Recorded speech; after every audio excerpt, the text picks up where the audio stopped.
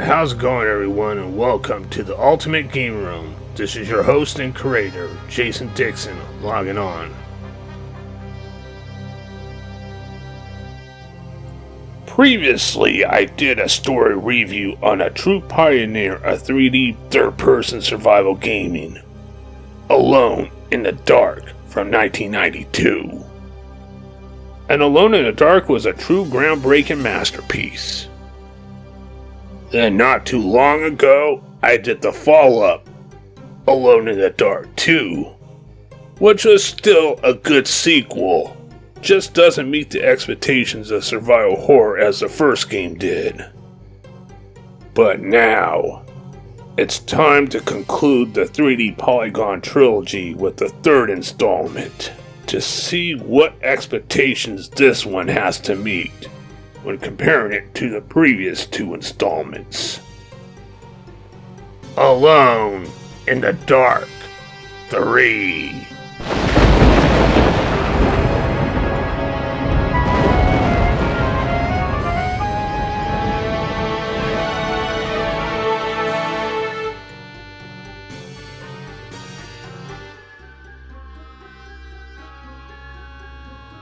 Released in February of 1995. And once again, a different director is involved. And by the way, in my Alone in the Dark 2 episode, I messed up when I said Bruno Bono was the director. He was actually the producer of all three games. And how did I discover the third installment? Well, from the PC Gamer magazine from April 1995, the advertisement for the third installment gave me some vibes since playing the 3DO version of the first game months earlier. I learned a lot about PC gaming from that issue, by the way, and I had a hard-on for PC gaming since, though at the time I had to stick with console gaming. I discovered the advertisement for the third game before I played the second game. That was the updated version on the PlayStation 1 about a year and a half later. And as I said, Alone in the Dark 3 was released in February of 1995. But unlike the previous two entries, Alone in the Dark 3 was home computer exclusive. So the third entry did not get a console port at all.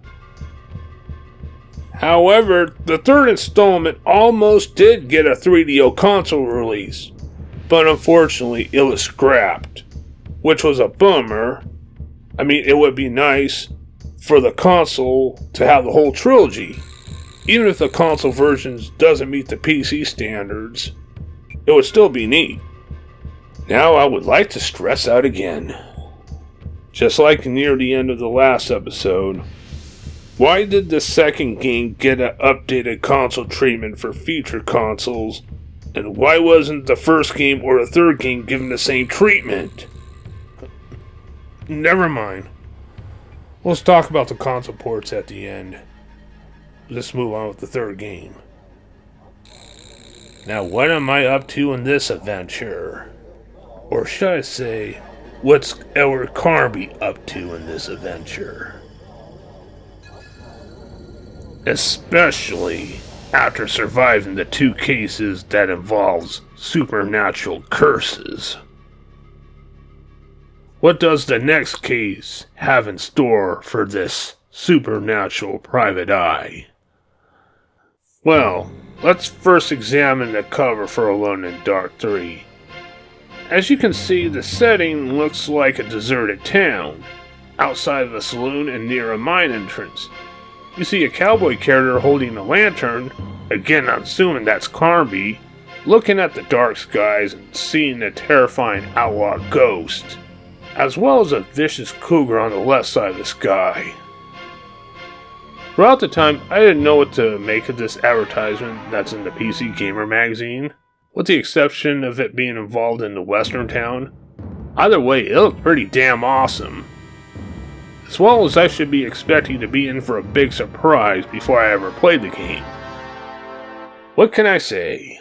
Judging from the cover, looks like this one is set in an old western town that's more likely a ghost town. But like the previous two entries, Alone in the Dark 3 came with a mystery examiner. let's take a closer look at that first to expect what we're going to be going in for. As you can see here, the Mystery Examiner is another special edition, printed like it was from the late 1800s. Interesting! Even though it's printed in 1925 on the 4th of July. The previous Mystery Examiner involving the last case was near Christmas time, but the article involving this case was printed on Independence Day. More likely, special holiday editions of the Mystery Examiners. After examining the article, majority of these panels, besides ads, does have interesting reads from what I'm going to investigate as Carby, as well as being informed of what happened after the previous cases.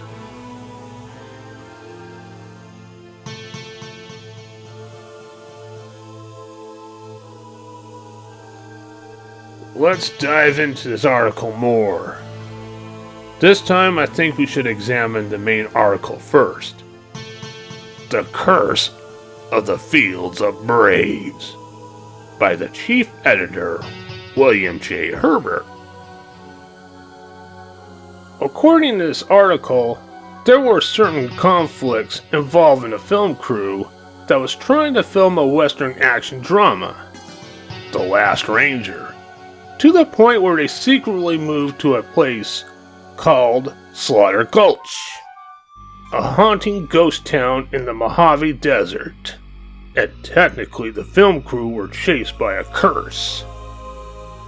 Here we go with the curses again. This is obviously up Carnby's alley, if not up Carnby's ass.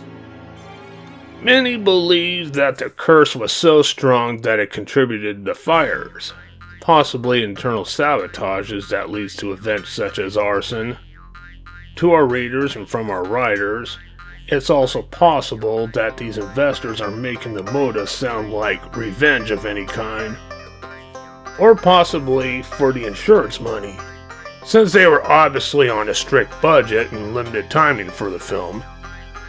And sometimes that's how it is in the business. You have to play dirty to keep a project alive.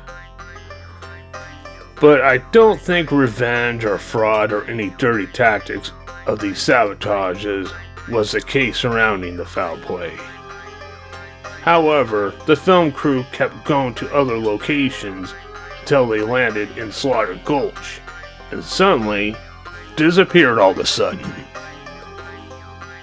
Slaughter Gulch is indeed a ghost town. According to rumors, there has not been a visitor in Slaughter Gulch in 50 years. Well, with the exception of the film crew that disappeared, of course. However, some members of the Mystery Examiner crew decided to investigate a series of unfortunate events that's happening in Slaughter Gulch, which they managed to get out of there alive, surprisingly. They didn't stay down there too long. But they did manage to find something, a clue that's important. A message written in lipstick on the back of a saddle. A message that says, "Call Carby." Call Carby, written in lipstick. Obviously, this was a woman that wrote it in lipstick, from my guessing. And this woman obviously knows who Carby is, or maybe has a heart on for him. Or maybe... Am I thinking of somebody? You know what I'm thinking? Well, we'll look into that in a little bit.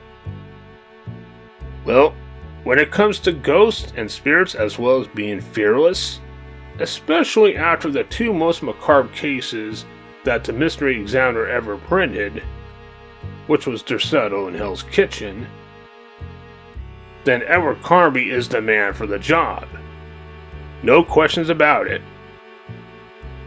But Carby must wait until a phone call comes in.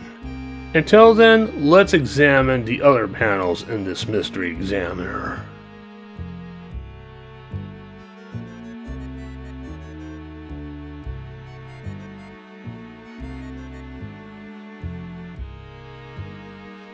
Ah, here's an interesting read from the Mystery Investors. That involves updates from the infamous house on the cliff known as Hell's Kitchen, which was obviously a front for the Flying Dutchman ship. The property, or what's left of the property, was purchased by private investors who wished to remain anonymous. Probably can't blame them. Is there a connection between Hell's Kitchen and Derceto? The Louisiana mansion at the center of macabre tale of death, which Derceto was previously bought by an architect, Frank Stride.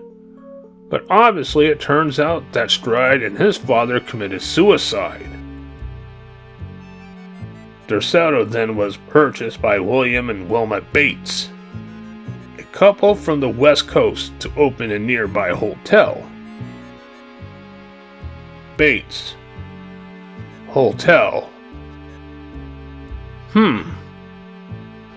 So, from what I'm reading here, it turns out that there's a possibility that the lid on the Derceto case wasn't put on very tight. And possibly the same for Hell's Kitchen, but as it stands out, it's not Carnby's problem anymore at this point. The Mystery Investors article was done by Harry Magruder. From the sounds of it, the article is much more of an improvement, to say at least, over the previous holiday article. Now what else? What in tarnation? The Howling Hour. Werewolves in California's Salem County. Clever. So we should also expect encounters with werewolves on this journey too, right? If that's the case, I hope Carby's smart enough to bring some silver bullets with him this time. Or hopefully he finds them on his journey.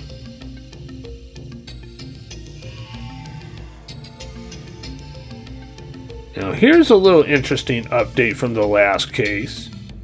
It seems Grace Saunders is doing better. I hope Grace is fully recovered from that macabre time at Hell's Kitchen, as well as the Saunders family in general living in peace.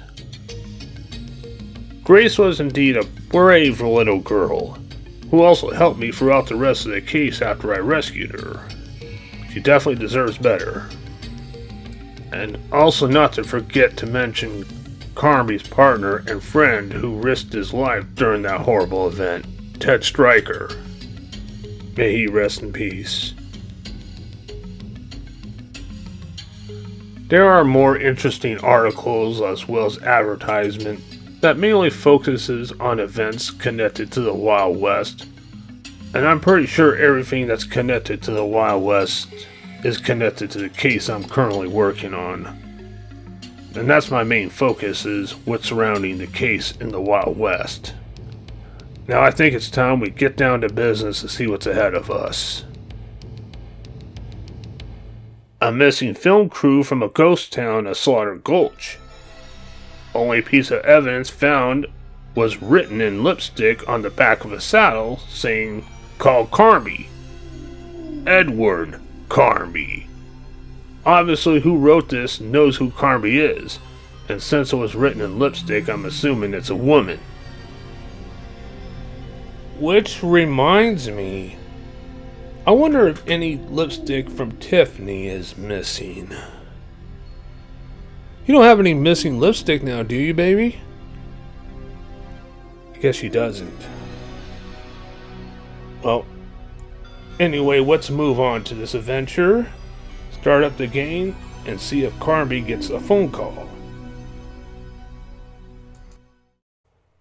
After you launch the game, Carby does get a phone call at his office in San Francisco during the opening credits. At the beginning of the opening cutscene, the power went out, leaving Carby alone in the dark in his office. The radio sound was still on for the news flash around the San Andreas area. Then the phone rings. So listen up. Shoot, That rat of a landlord has cut the picture again. There was an unusual amount of activity in the area of the San Andreas Fault last night. Ah, well, at least I've still got the sound. The tremors took the geological community by surprise. Carnby. Greg Saunders, Hill Century. Cut it short, Greg. I've got problems. You're onto a new case? No, not really, no. I'm alone in the dark. I'll explain some other time. Edward, I got a western that's high and dry in the desert. What, has Billy Silver got a cold? The film crew's disappeared. $1,000 plus expenses. 500. 800. Carnby, Emily Hart was down there. Yeah, your friend. She was part of the crew. Oh, then it's 1,200. Okay. Have you got a map handy? Something to write with? Sure, I got a map and 5 secretaries at the end of each arm. Go ahead. You see Barstow to the east of L.A.? You go south from there some 50 miles, then off to the east about 5 miles. After Las Verdes, go about as far as that black line. You see that on the map? That is the San Andreas Fault. Hey, that's the Mojave Desert out there. Carnby, there's a town there. Well, it's not really a town. It's a ghost town, more like. Slaughter Gulch. Okay, I'm your man.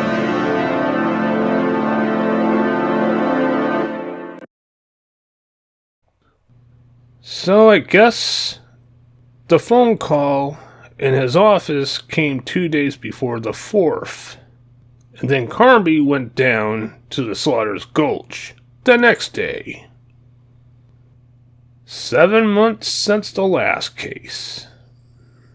The caller, Greg Saunders from Hill Century Studios, and obviously my client, or should I say one of them. And Saunders? I wonder if he's related to the Saunders family from the previous case. Well, from the sound of the conversation, probably not. But right now that doesn't matter. So Carby was currently not working on a case until Greg informing Carby that his friend disappeared in Slaughter Gulch around the Mojave Desert. And that's not all. That friend was also part of the film crew. And Carby knew her really well. Emily Hartwood. Yes, the other playable character and survivor from the first Alone in the Dark game was currently part of the film crew that went missing. So that explains about the lipstick writing on the back of the saddle. Now I have to give Infogrames credit for a fantastic opening in the third entry. The third entry does have more voiceover dialogue than the previous entries did, especially a conversation between Carby and the client at the beginning. Also, Alone in the Dark 3 was the only game in the trilogy that wasn't released on the floppy disk. It was released straight to CD-ROM. After all, it was 1995, and CD-ROM technology was already boosting up its popularity in the realm of gaming. Now, after the briefing, the game goes to the menu. Like before, except it's written in Western font on leather skin. What's new here for the third entry is that they added a difficulty option, including a customized difficulty choice, which is pretty cool and useful, and they should have done that with the second game. When you start a new game, Carby already arrived at Slaughter Gulch. Then the controls were given to the player. Let's test to see if Carby's fighting skills improved since the previous entry. Well, his fighting skills remain the same, which is not bad though. They weren't bad in the previous one. I see they also brought back the open search option into the third entry, and it also feels like the gameplay controls also improved around Carby, from the feel of it. And of course you can push. Also, like from the start of the second entry, Carby also has a .38 special revolver, loaded with 6 bullets. And he won't find any rounds for his .38 either. Well, since you're in the western town, I don't think you're going to really need your .38 anyway. I think you might find better weapons as you go.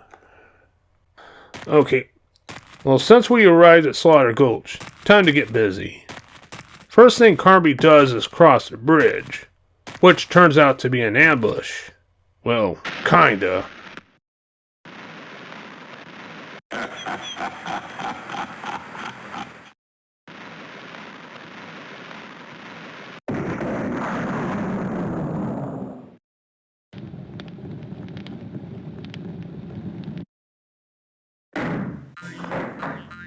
Well, the reason why I say kinda, because I don't think the antagonist wants Carby dead just yet.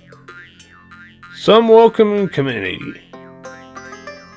Then, this is where the game most likely starts, because the music starts after you regain consciousness. Obviously, these ghosts don't want Carby dead, at least not yet, because you see an outlaw or two barricade in each areas that Carby tries to enter through. Obviously, he can't enter through them yet. So I believe Edward Carnby's presence has already been known. But I don't think Carby gives a damn.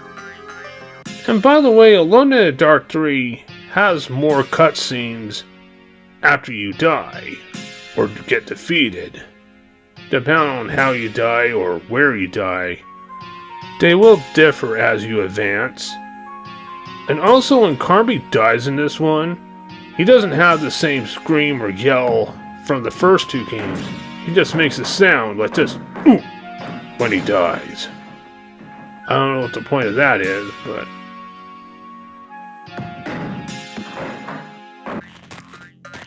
So, Edward Carby investigates around the porch of the saloon, then inside of the saloon first.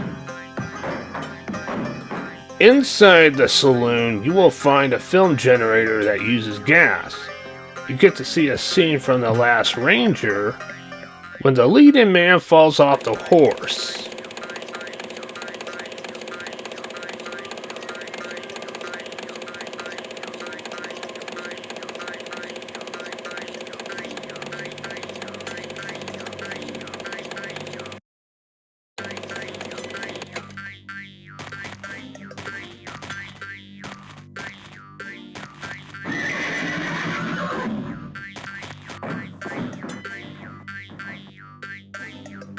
From the looks of it, it looks like a spirit of some kind was stalking from the second story balcony of the saloon, then frightened the horse and got into Billy Silver's head, causing him to fall off the horse, which led the film crew to stop filming, from the looks of it. Then you will also find a piano, and after you use a token, it will show a slideshow of how Jetstone came to the field of Braves. And after viewing the slideshow, you will find a lamp concealed in the compartment of the piano. You'll also find an oil can and some matches on the same floor in the saloon as well. But you don't have to carry the lantern around with you like you did in the first one. The lantern's used a little differently in the third game this time.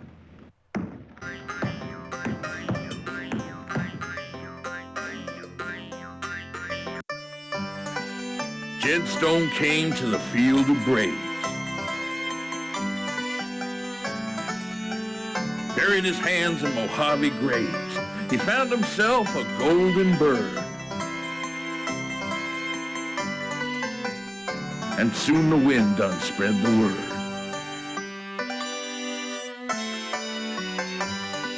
Prospectors came from miles around. 11 days they dug the ground. But there was evil in that mud, and Slaughter Gulch was born in blood.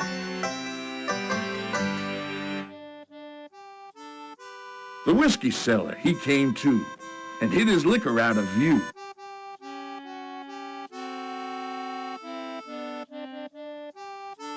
The varmint who can turn that horn and tell the tale just ain't been born. 11 days and nights did pass. And Sheriff Dawson came at last.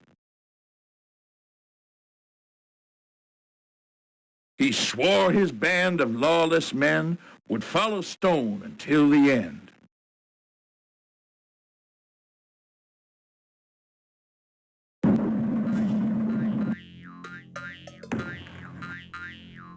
And I have to tell you, I find these cutscenes and slideshows really enjoyable, as well as reading the books in the game. Once again enjoyable as the previous two. And like the previous two games, you still want to save frequently. Even if you have the easiest difficulty on, anything can happen as you advance. So saving frequently is still necessary. There will also be plenty of drinks around the game to refill your health as well. Next thing Carby does in the saloon is go through the cellar door after pushing the skull horn on the left and deal with the asshole that came out of the trapdoor. Either you use your 38 or beat him to death. Enemies are pretty easy in this game, probably because I have it on the easiest difficulty setting. And after you waste these outlaws or spirits, they turn into cats, then meow, and fade away. I don't know what the point of that is, but okay. At least they don't dissolve into orbs like the previous two adventures did. After Carby kills the first outlaw, you manage to find an Ace of Diamonds card and a gold bullet. An Ace of Diamonds card makes me think of One-Eyed Jack. And what's the gold bullet for? Well, this bullet obviously is not meant for regular outlaw spirits. Better hold on to it just in case then.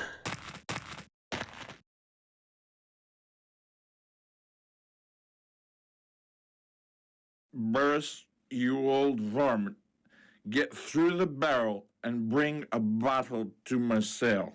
Signed, Lefty.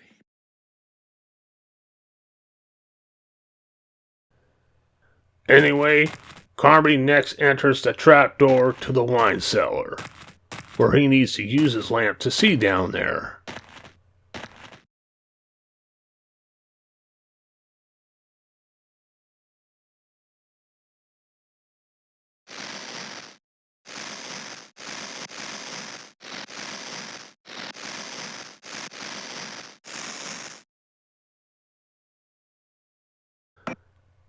Then after you get the cane in the cellar, climb up the hidden ladder and it will lead you into a locked jail cell, where you'll find a stone that you'll have to throw to break to see what's inside it, which turns out to be an Indian amulet, which is totally a necessary item and crucial at certain times in this adventure.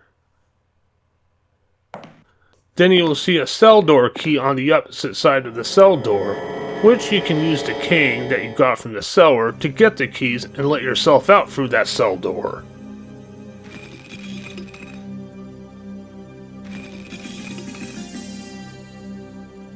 You'll also find a room that has a locked gun case, which you should already have the key for, that was found on the table in the saloon.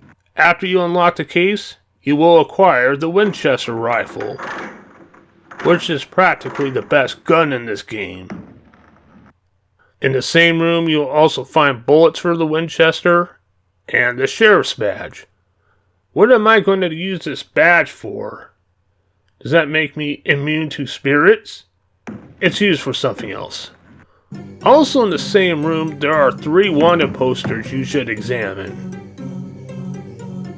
Wanted, dead or alive, Duke and John Elwood. Reward, $2,000. $2,000, that's a handsome sum, but no bullet has ever stopped the Elwood brothers.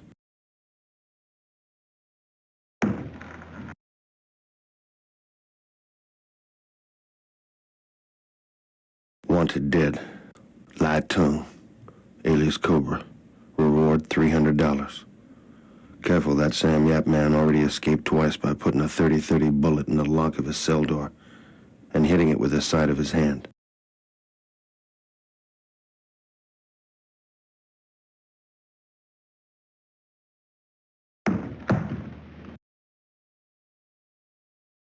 Wanted dead or alive, Jim Burris, alias Lone Miner. Reward, $400. This coyote is so greedy, the only thing that can stop him is a golden bullet.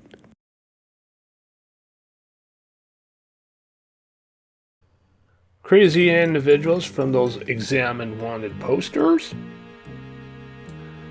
Then you'll find a ladder to the roof. First thing you'll find is a whip, which can be used as a weapon, but not a good one. The whip is also needed for something else. Then you'll find a cast iron plate, which was the body armor for that time, which became Carnby's body armor. Then you'll find a voodoo hayman's rope. Then you will come across a lone miner that's on one of the wanted posters, Jim Burris. And the only way to deal with him is with a gold bullet, which was obtained earlier. And the bullet itself is compatible with the Winchester rifle. And you may want to save before firing the shot just in case if you miss. After you've taken out the lone miner, you will obtain a bag of scorpions. Hopefully they are sealed up quite well in that bag.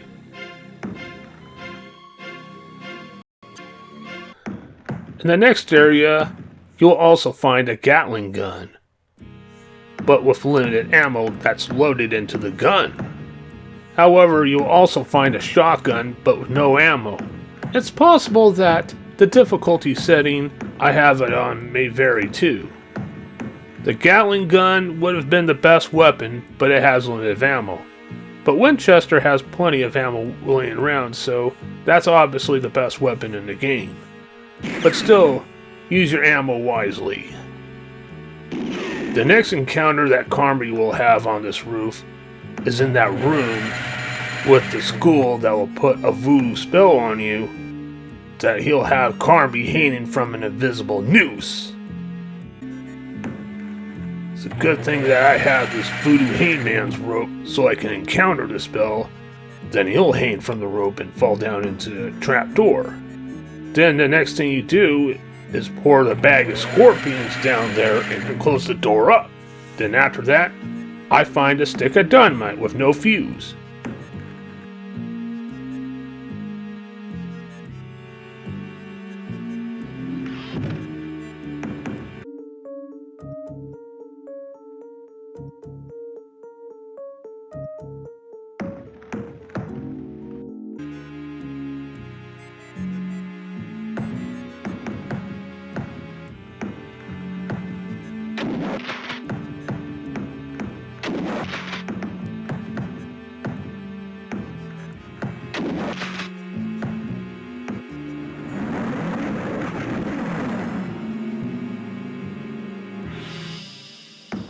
But however, in the same area where we found the Gatling gun, there's a powder keg that has a fuse in it.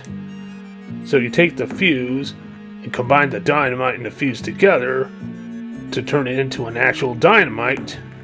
Then after you combine both the fuse and the dynamite, you set the dynamite in the wall right by the powder keg. And this is where you definitely want to save before you use your matches to light up the dynamite. And you want to stand in the proper place when the dynamite goes off. Then the explosion blows a whole side of the wall for a new entryway to advance.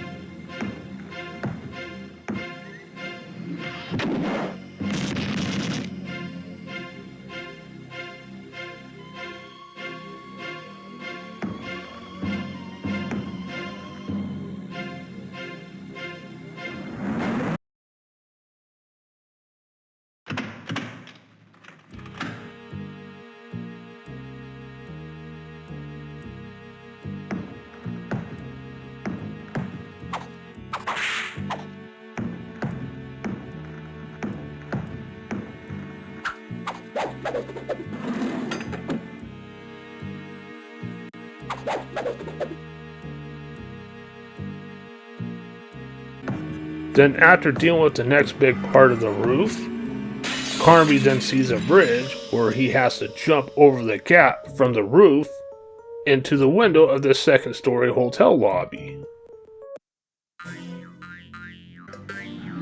Next outlaw to deal with is the ghost of Fast Jarrett, also known as the Arizona Kid, which is in his room. Read the article that you found and feed the bird the dried meat. Then Fast Jarrett's ghost disappears. And the painting that's in the corner also turns out to be another passageway into another room.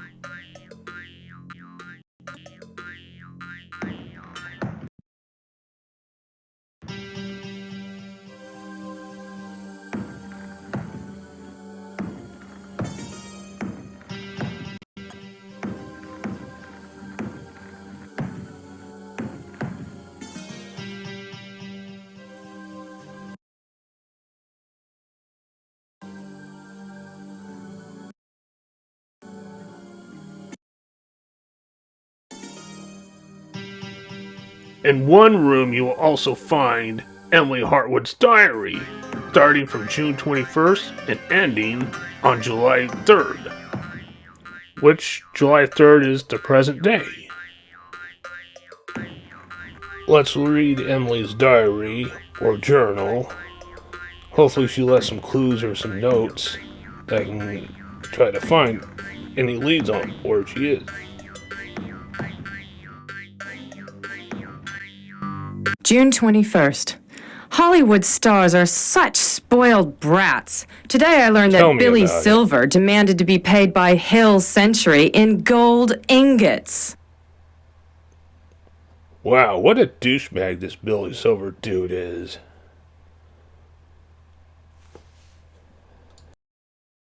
June 24th.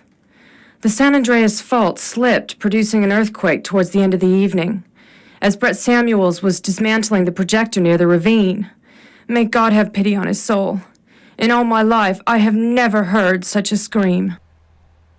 And I thought Emily seen a lot worse. From Derceto. Obviously, I was wrong. June 25th. Jeff Davis and another stuntman went down to the bottom of the ravine, but they couldn't find Samuel's body. Billy Silver refused to come out all day. He stayed in the bank, convinced that the ghosts of the Slaughter Gulch prospectors are after his gold ingots. Well, unfortunately, Billy Silver may be right about ghosts. I mean, you've seen him before, Emily, and so have I. June 29th. Something horrible's going on in this town. Maybe Billy Silver was right. His death this morning in front of the saloon was no accident.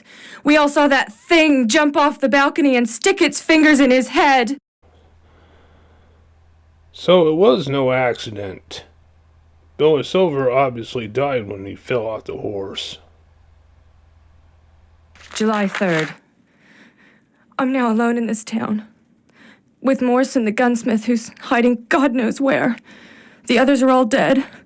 I don't have any hope. Well, Miss Hartwood, you shouldn't give up any hope, because Carby is here. And hopefully it's not too late.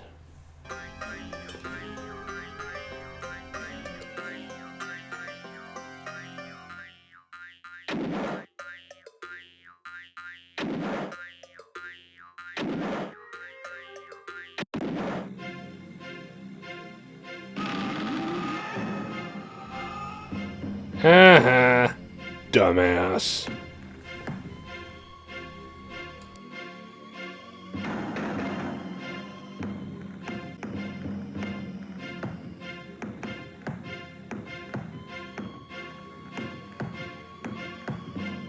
Okay, now entering this room. Looks like the film developing room. Found the shutter release.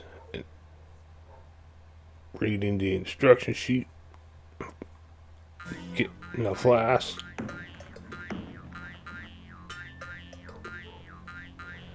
And find a key.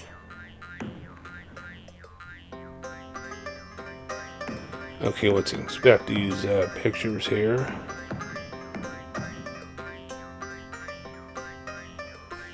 Okay, this is where you use the bell clapper once you find it.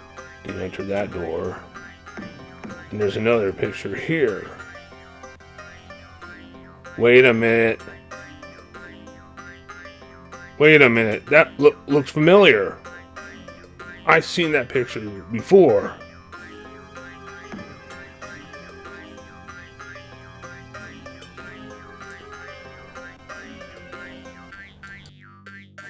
Next thing to do is deal with this grotesque creature, who obviously happens to be camera phobic or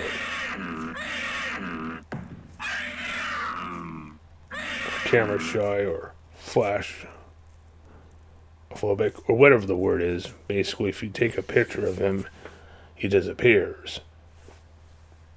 Or it disappears, whatever the thing is. I don't know what it is.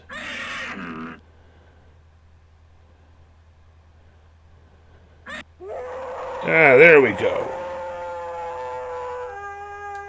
Now that we got the creature out of the way, let's use the token on the piano and see what this next film roll is.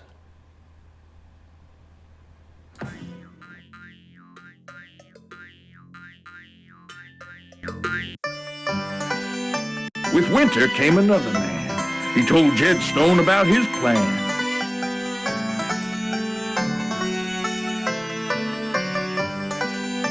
Your mountain does a treasure hold, greater far than yellow gold.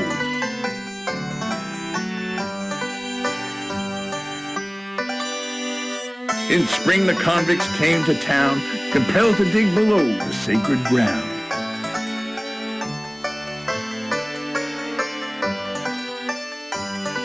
Compelled to turn by might and main the land beneath into a drain.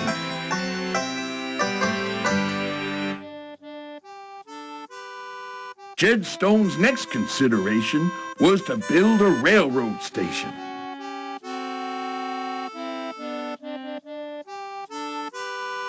And while his men toiled underground, the iron horse pulled into town.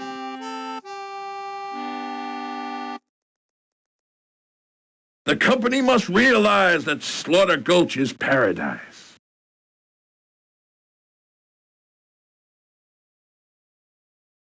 So Jed Stone built a water tank and rode that train to the rich man's bank.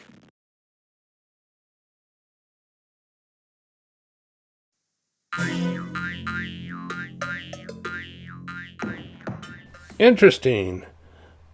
Also, using the token on the piano also unlocks a hidden trap door underneath the hay that fat grotesque creature was sitting on. Let's go down it.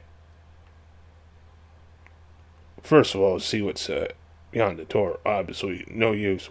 Whoa, and I fell into the trapdoor!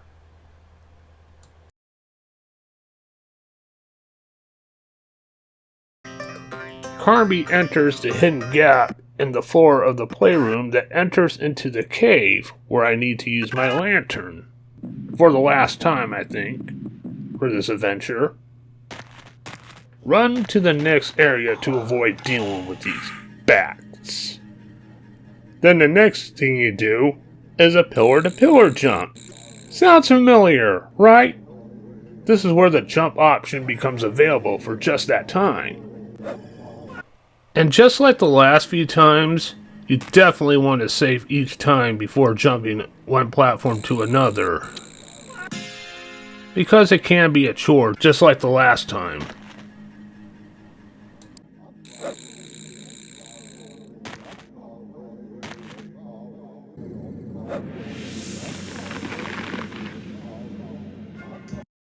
Then in the middle, you will go on the platform to meet the shaman, who already recognizes Carby since he has the Indian amulet. You just have to show him a war stick and he'll let you pass.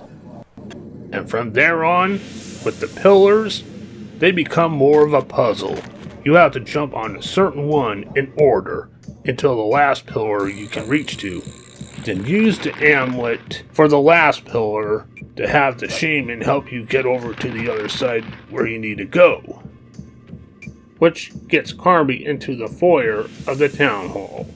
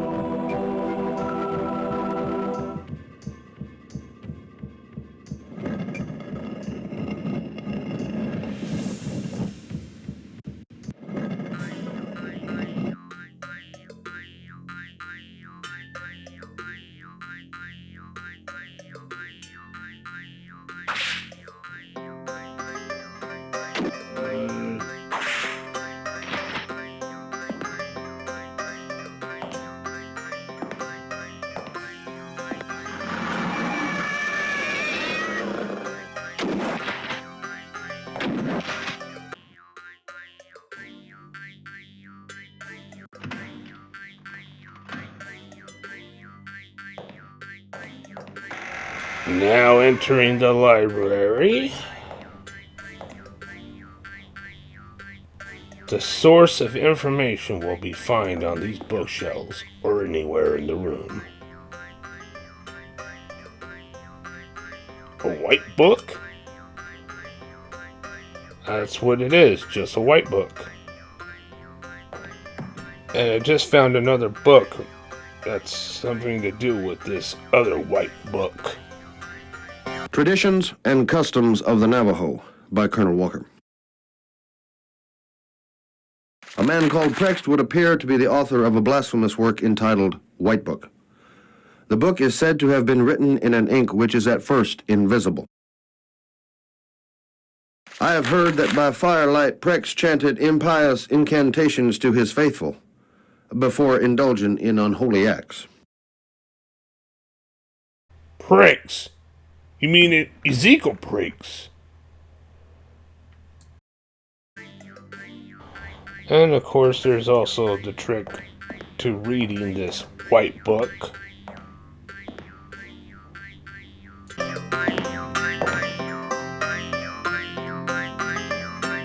When the full moon is reflected through the symbol of Prext, an honest man's movements are slowed until he breaks the cursed glass. He who places the war stick of Thunder's son at the center of the stone of the dead will rend the sky and hold off forever those who guard the sticks.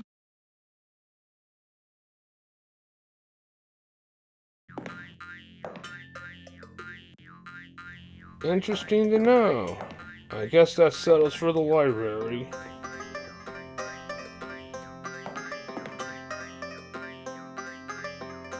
Now entering the office.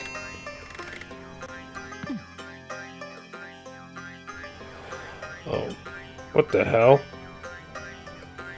Don't shoot! Oh, I see a little confusion. Oh, nice to meet you, Morrison.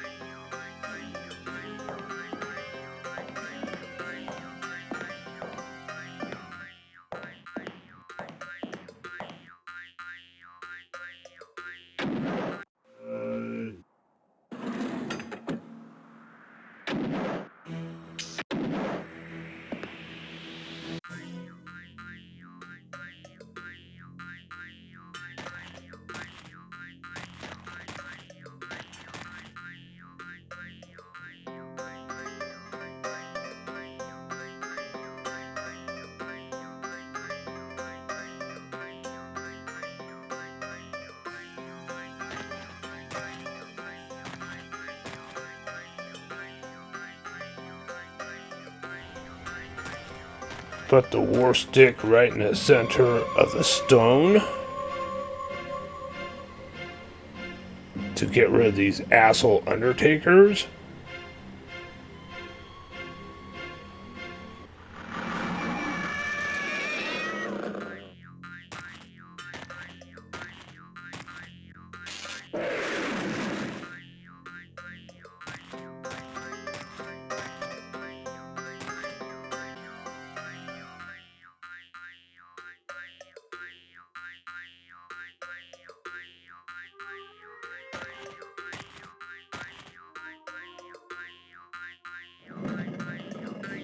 Actually, you have to use the Ace of Diamonds card to put on the grave to get the message, or have the thing push you up to the window above.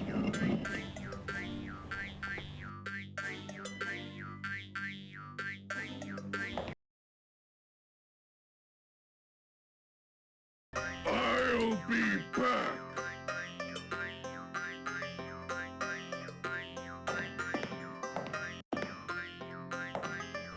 Well, fair enough. I'll keep kicking your ass again, Jack. I just found a roll of film too. Hopefully I'll find a projector soon.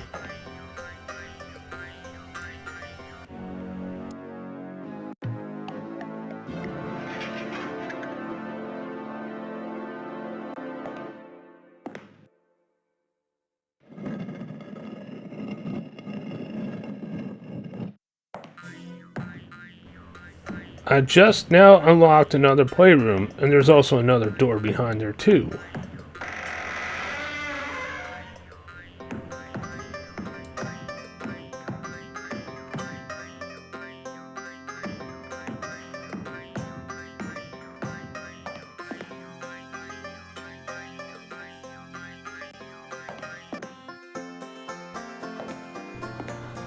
Now entering the dance hall. Oh, the classic 1800s tradition. For a ball. Whoa! Tiffany? I knew you were going to have part of this. Oh, there she vanished. Yep, everyone's dressed up in this ballroom like it's the dance hall. Whoa, there's Tiffany again. Whoa ho ho! Yeah, she's dressed as a showgirl dancer. This dance hall's for casual clothing dancers. That's alright.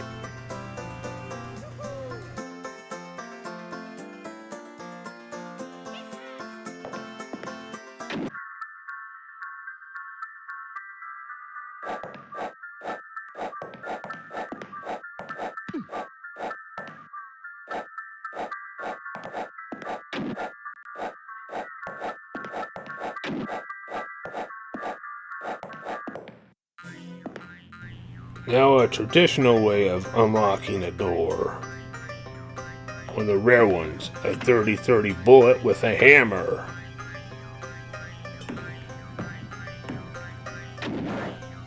Boom! Oh, you little bastard.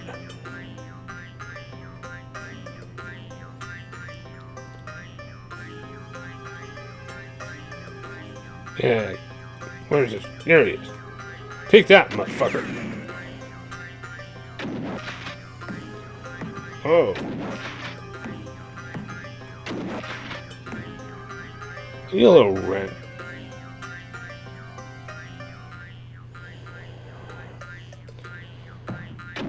Okay, there we go.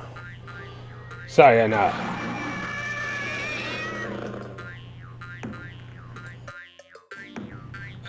Now I just entered the dressing room. That's pretty much where my Tiffany doll got the clothing. Like that one right there. Somewhere that one.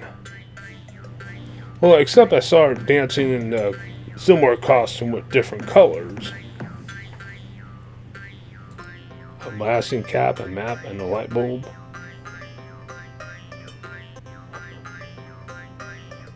Huh.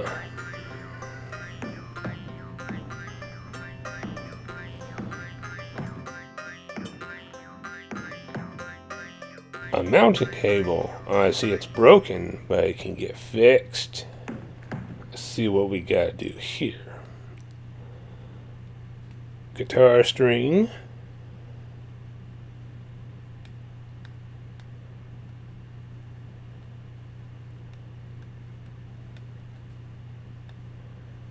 No, not the blasting cap, a light bulb. Yep, let there be light.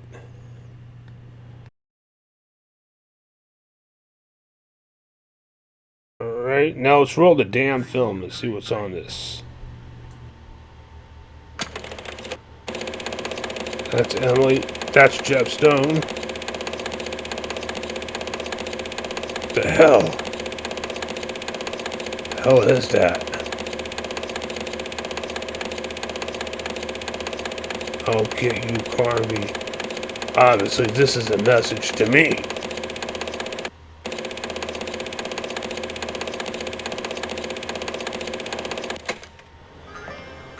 Okay, now let's move on to the bank. Halfway done with the bank, just trying to get into the vault.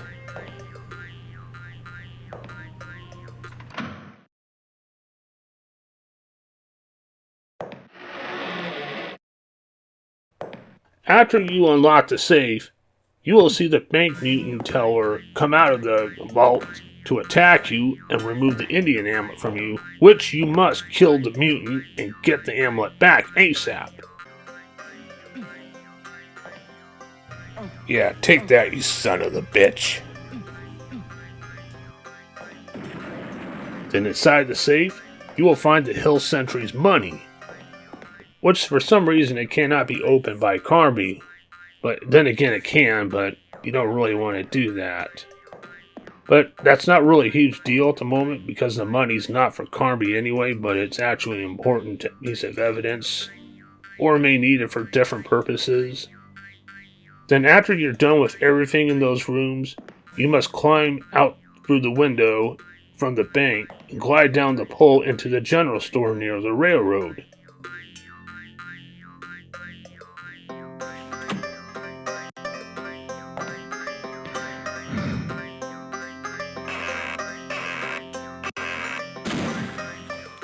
Then once you enter the general store, you'll meet another townsfolk citizen, Tobias McCarthy, who gave Carnby a letter, which turns out to be a ransom note from Jed Stone. Emily for the case and the key! Midnight at the water tank! Jed Stone! So, now I know what to do with the money as well as with the key.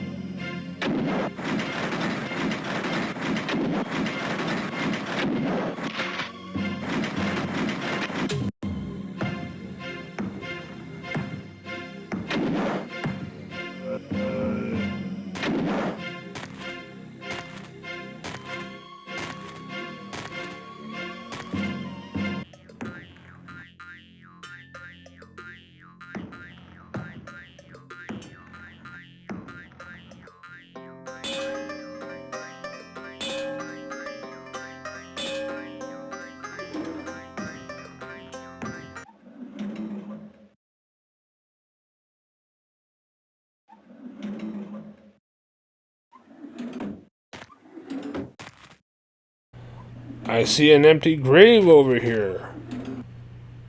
What? Rest in peace? E. Carby? Edward Carby? No way. I'm not dead yet. I think they have it ready for me just in case if I do die.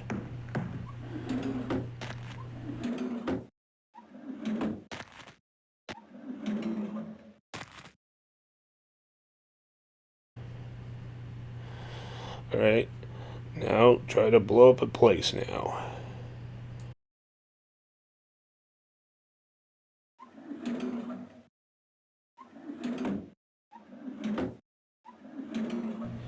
Alright, now let's blow that girl up.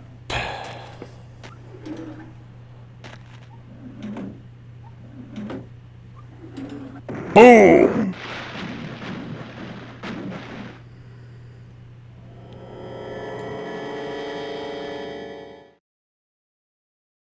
So, Carby meets up with Jed Stone for the exchange, where Carby was double-crossed by Stone and the Elwood brothers. Carby was shot to death by the Elwood brothers.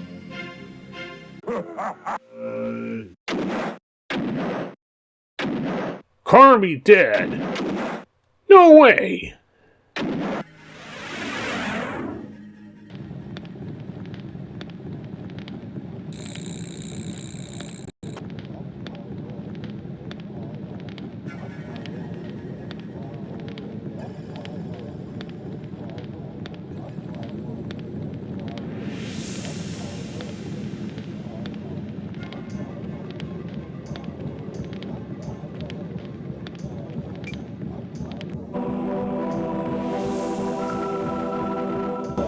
This amulet brought you back from the land of the dead, Wazigun.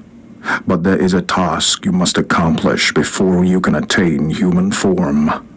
Give back to the earth the eagle that was stolen, or else at the hour of the wolf, Slaughter Gulch will live again, and the world will die. Hurry. When the embers are no longer red, your soul will forever leave this world.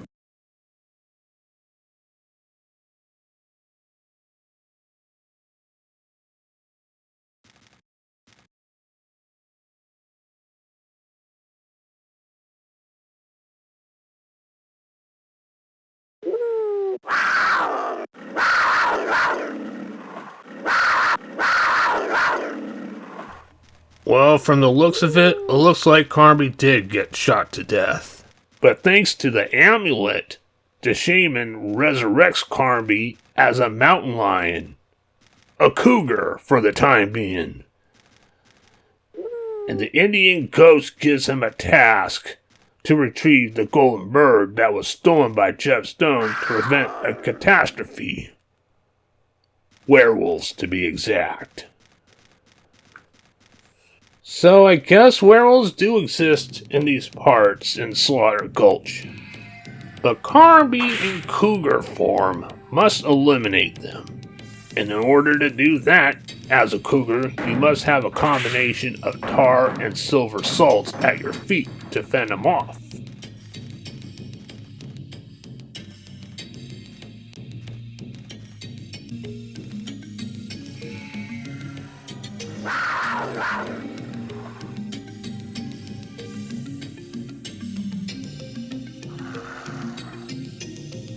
I could see why I couldn't get that earlier.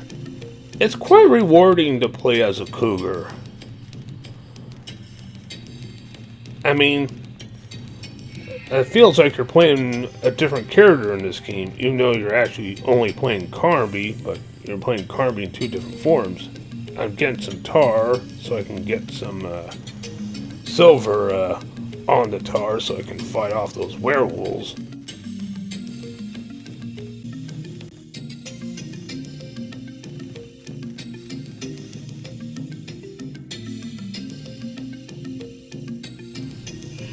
So it's kind of a fair fight, cougar with silver versus werewolves.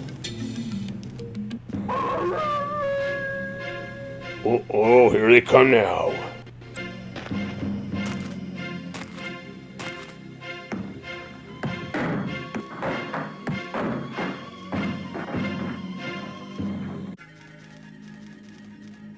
However, there are only 2 werewolves.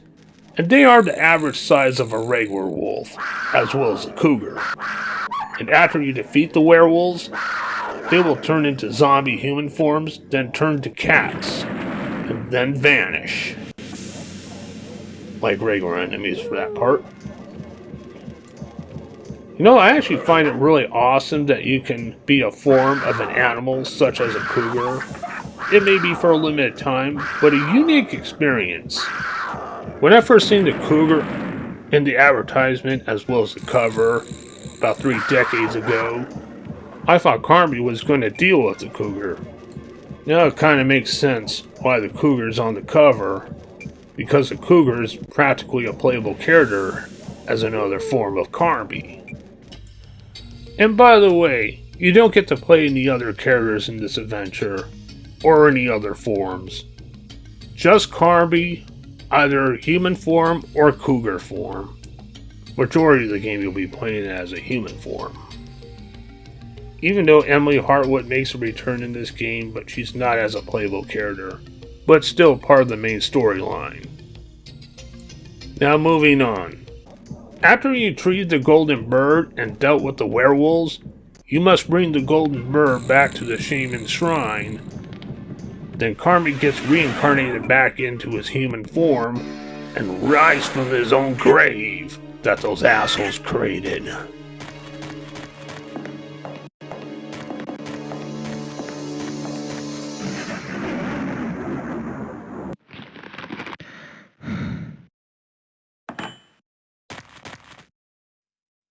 I have came a long way, motherfucker.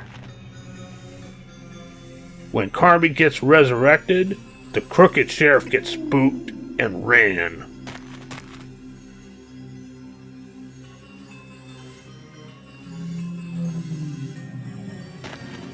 When he runs away, he accidentally drops his 6-shooter, which Carby picked up. Now he has a weapon, since everything on him was lost or confiscated after he got shot down. He also finds a bar of soap near his grave.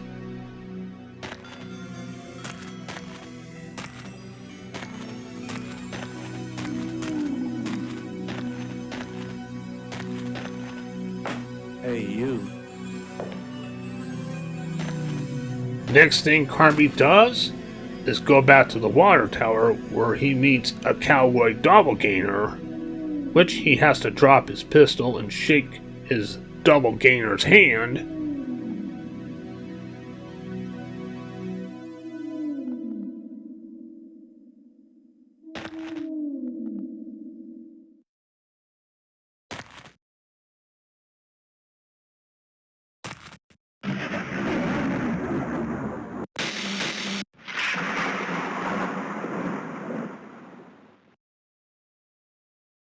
And now Carby is dressed up as a cowboy. Then Carby picks back up the 6-shooter and climbs up the water tower. Then goes inside the water tower through the top, where the next thing he does is use the bar of soap to get rid of that smelly creature. Only way how to deal with that smelly critter.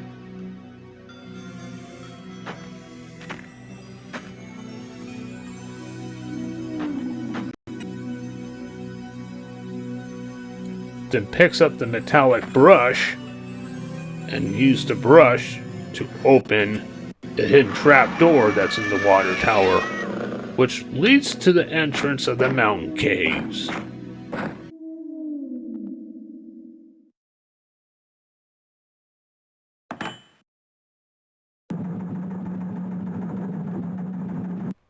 Oh, and one other thing. Once you enter the trap door in the water tower into the mountain caves, there's no going back. Well, Carby already completed everything in town, so there's nothing to do in town right now. Besides, he must move further to eliminate Jeff Stone and his gang and rescue Emily.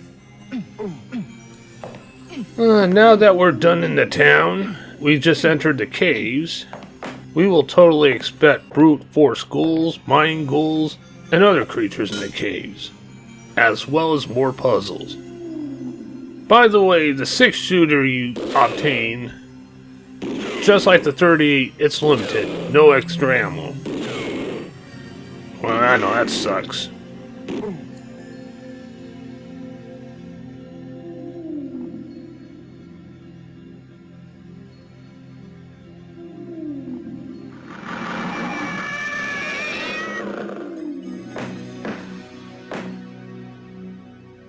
Hi, guy. I have found something unusual here.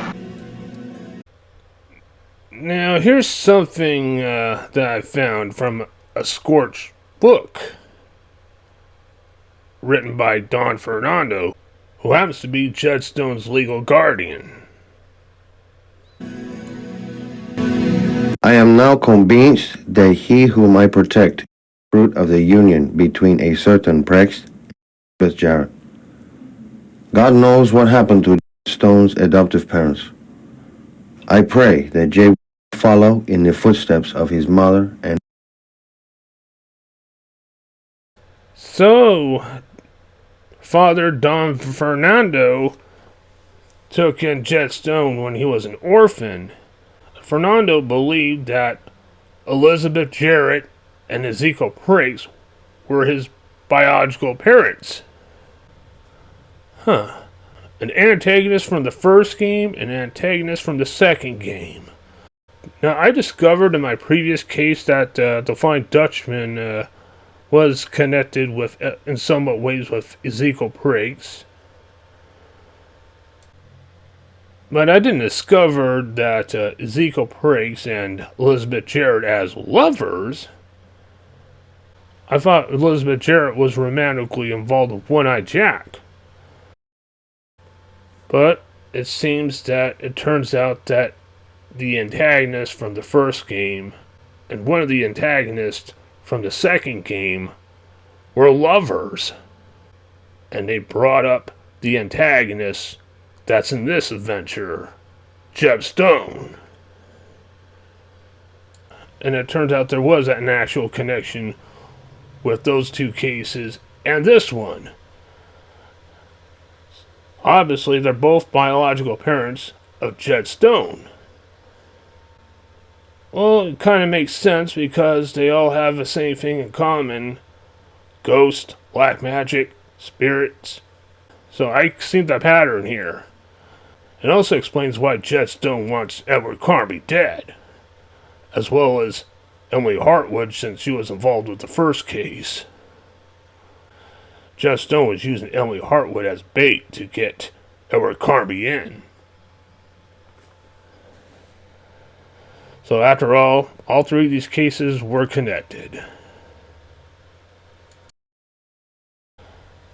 Okay, since we got the picture of Jed Stone and found out that his biological parents were actually the two antagonists from the previous cases, now we just gotta destroy Jed Stone and his associates, then rescue Emily Hartwood and get the hell out of here.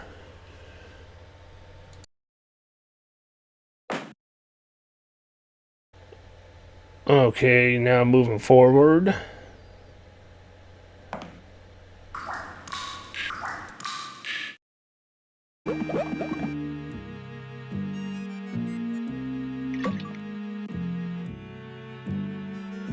There will be another challenge where you'll have to shrink a couple times when using the small formulas to enter smaller places. It's like you're a mouse going into small holes in the wall. Of course, there's a limited amount of time you can stay small until you go back to normal size. So try not to get stuck in small holes, or you'll be stuck there in the small holes permanently. Wow, that would suck. Getting stuck would suck. Also, after you shrink the first time, you will lose all your items except for the more needed items. And it's actually not a huge deal, but probably may want to use up all the items ahead of time before that. Like, drink all your flasks or something.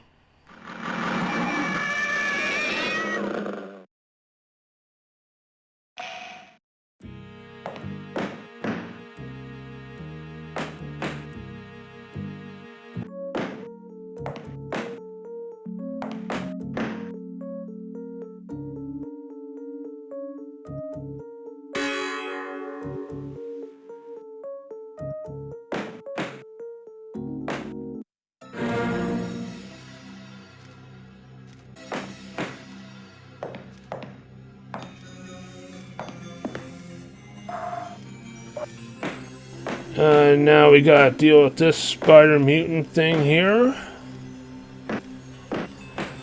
It can be tricky at first, but once you get the pattern down, you would understand.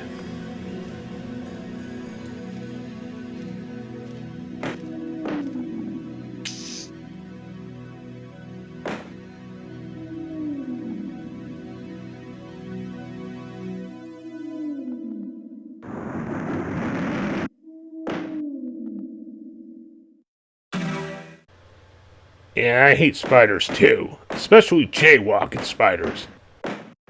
Depending on where you're stepping on, sentence them with your boot.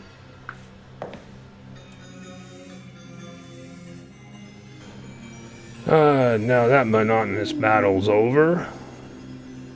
Let's get our hands sticky and climb up the wall and get into this thing. You'll also find another Winchester rifle, as well as more bullets for it. Next thing Carby does is battle through the martial art expert Lee Cobra Tongue, who was also on one of the wanted posters that we discovered earlier. You can deal with the Cobra hand to hand, or just waste him with your Winchester. However you deal with him, you must do it at your own risk, because this guy's fast.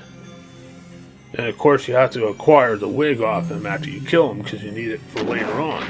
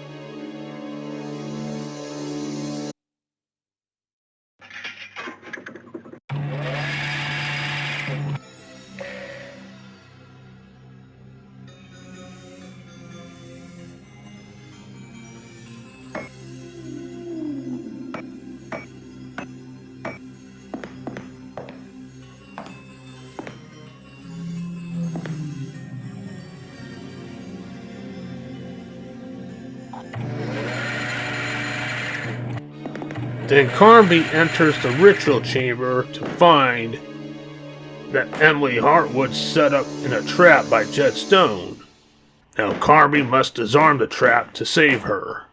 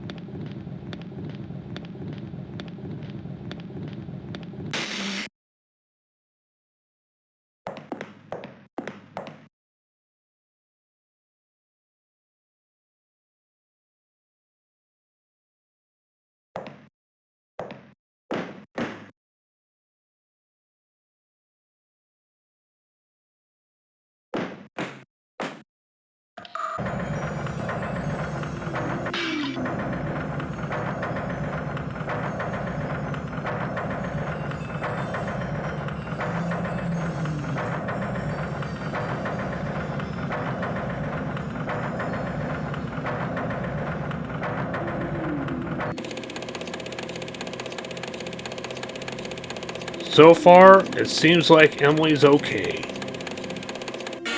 Now Carby must settle with Jetstone and the Elwood brothers once and for all.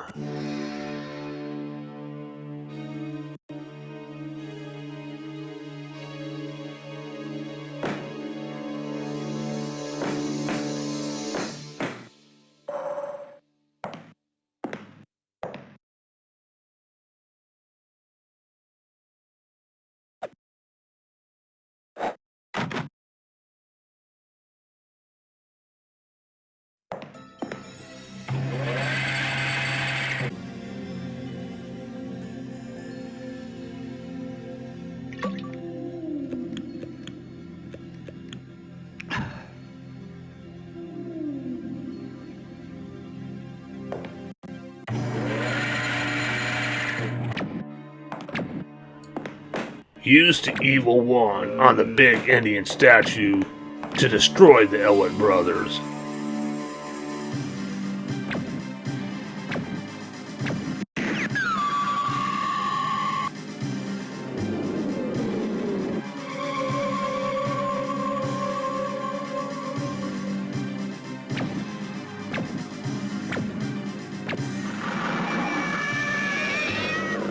And finally, Jedediah Stone. What kind of contraption you have for this asshole hiding under a suit of armor trying to shoot you down?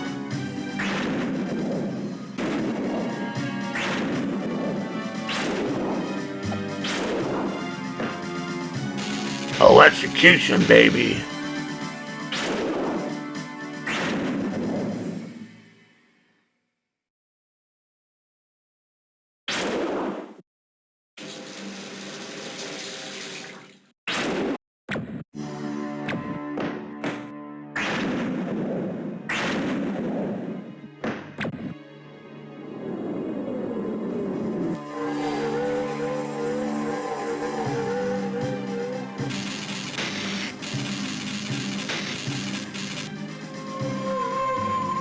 Take that, you son of a bitch.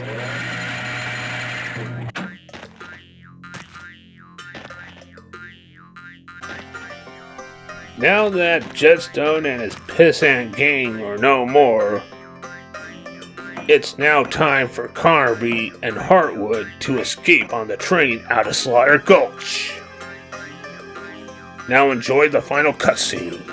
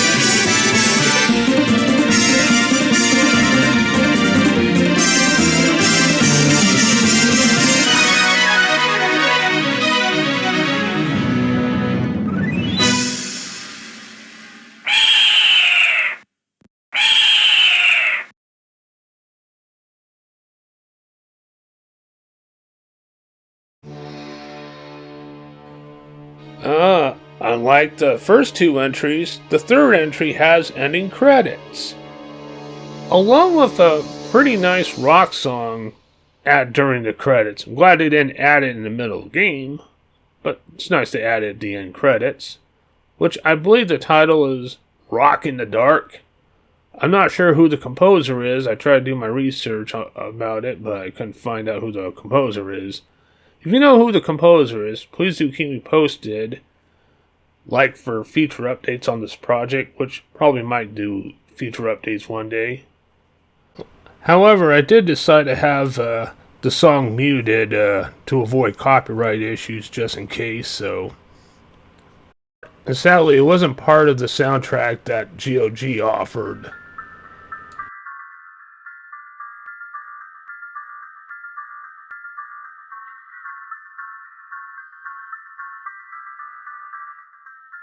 Wow, that was another handful. Another mystery done.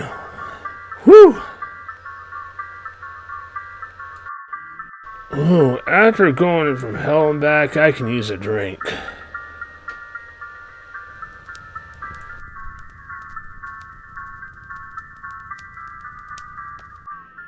Well, that was Alone in the Dark 3. The third entry brought a few new things to the game. The soundtrack's pretty amazing. I love the plot settings for this adventure with the western setting, even though it's 1920s, but it still feels like you're going into time traveling. It's kind of like that with the first two games as well. And there is a connection with all three of these adventures. The first adventure with Lovecraftian monsters, ghosts, and spirits. Second adventure with 1920s gangster ghouls and pirates from the 1700s. Third adventure with cowboys, Indians, outlaws, and werewolves. It's also nice in this adventure where you can roam around as a cougar, even though it's for a short period of time. It's also good to see Emily Hartwood from the first adventure to make her return, even though she's not a playable character this time, but a main priority of this adventure still. The action sequences, cutscenes, puzzles, and layouts are beautiful.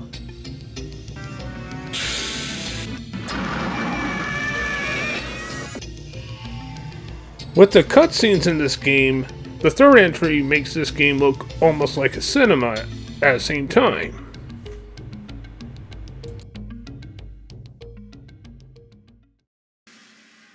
And that's that.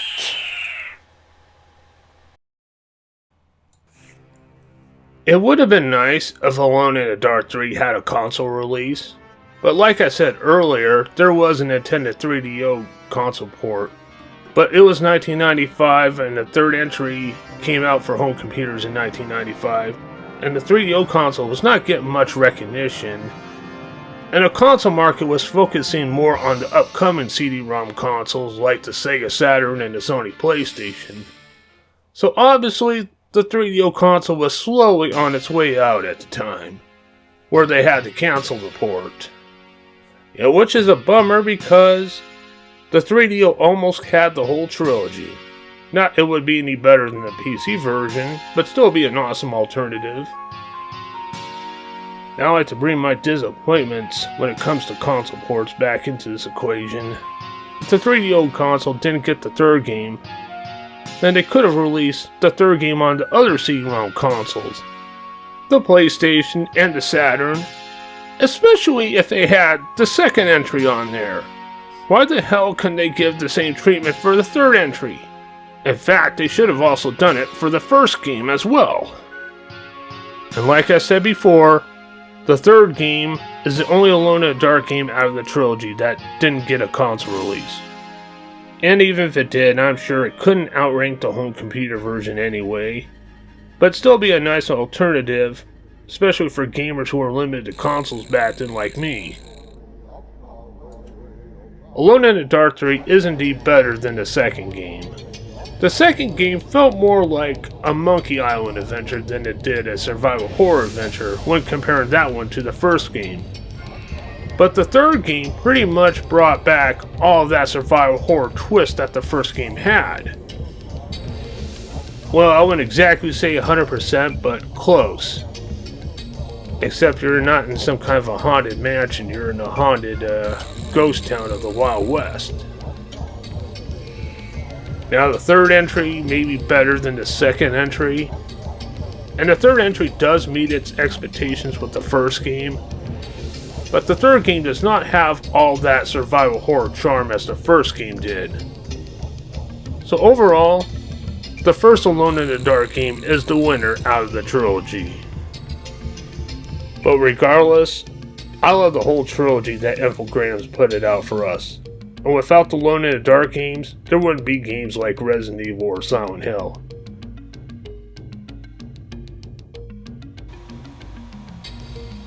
And that's all there is to it. And that's the end of the Alone in the Dark trilogy. The whole entire 3D polygon era from the 1990s. From 1992 to 1995. However, I will revisit the trilogy in one episode in a different perspective, because there are still some loose ends I want to clear up with the whole trilogy before I enter the next nightmare. But before I close out, Tiffany and I are going to celebrate in the saloon. Since we went through hell and back through the Slaughter Gulch, we deserve a little bit of R&R. So let's go, baby. Woohoo! Yowdy! Anyway, thank you all very much for watching and listening. This is Dixon of the Ultimate Game Room, logging off.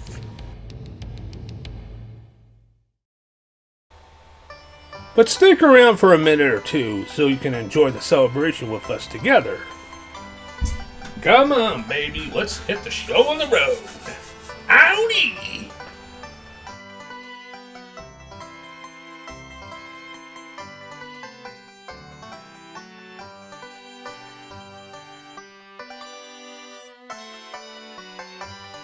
You look like you could use some company. Maybe I could. Let me make your night more interesting.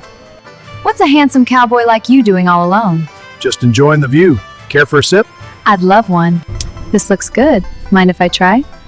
Help yourself. It's perfect. Just like you. Oh, you carry me so well, darling. Only for you, my dear.